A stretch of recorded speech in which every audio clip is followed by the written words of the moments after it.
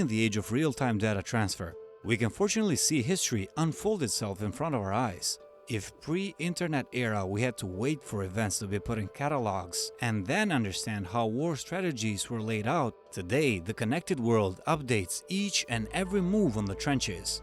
And if the topic interests you, you already know that the world's most serious danger isn't the one north of the Black Sea, but actually a couple thousand miles more to the east. I was recently watching another video from the map freak Johnny Harris, in which he explains the new Cold War tango between the two current leading economies of the planet. In the video, he explains how USA is building a wall of defense in the Pacific Ocean to keep the Communist Republic from taking Taiwan and bullying her neighbors. And I thought, holy shit! This is an actual Cold War going on. But wait, isn't this wall a bit triggering? What is China's move? After all, just like Putin argues from his own point of view about Ukraine entering NATO, this is a scaringly big amount of military presence right in the opponent's throat. Oh, and thankfully my phone spying on me, it offered a couple of answers. Modern-day wars will be about controlling people's minds, quite literally, and China is making weapons that control minds.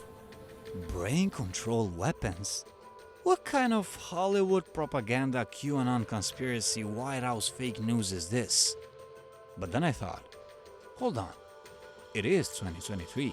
We do know a lot about the brain. We can actually engage with neurons, and we've been playing with them for quite some time now.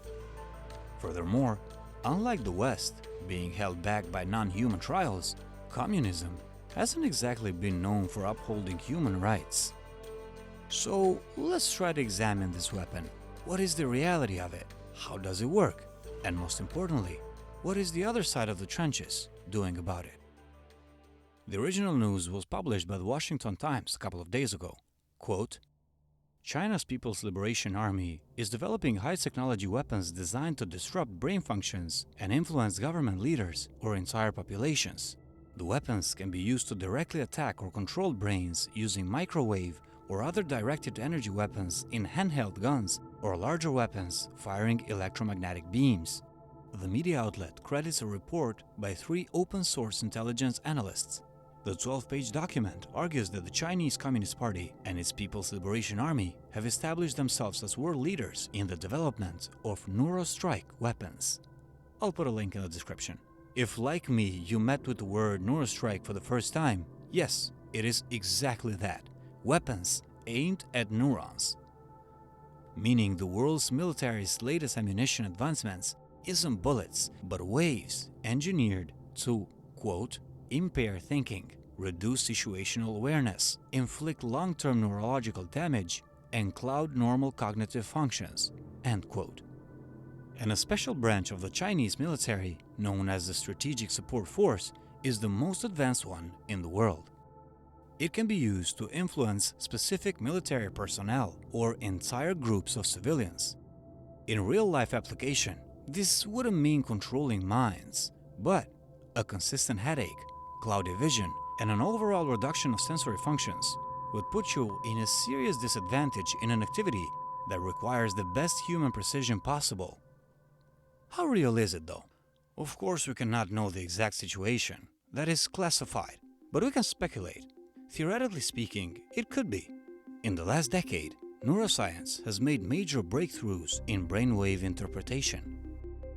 From simple commands to Neuralink, or China's own brain talker, a chip designed specifically for mind reading, announced on May 2019 during the Third World Intelligence Congress at Tianjin. The BCI technology enables the human brain to transmit orders directly to external devices by collecting, recognizing and transferring the electrical activity from the nervous system, making human control and operation over robots more effective and convenient. On top of that, a dictatorship system in place allows the military to undergo as many human tests as it wants, meaning they could be ahead of anyone in the field. We just don't know. But how would it work? Imagine immunized PLA troops being inserted into a geography where a specific weaponized bacterial strain has been released prior to their entry to prepare the ground and eliminate points of resistance, the report states. Any remaining sources of resistance on the ground are then dealt with through neurostrike weaponry that instill intense fear and/or other forms of cognitive incoherence resulting in inaction. By the time US support arrives, China would have full control over the island. Luckily, it is reported that the PLA doesn't yet have the power to fulfill Beijing's ambitions.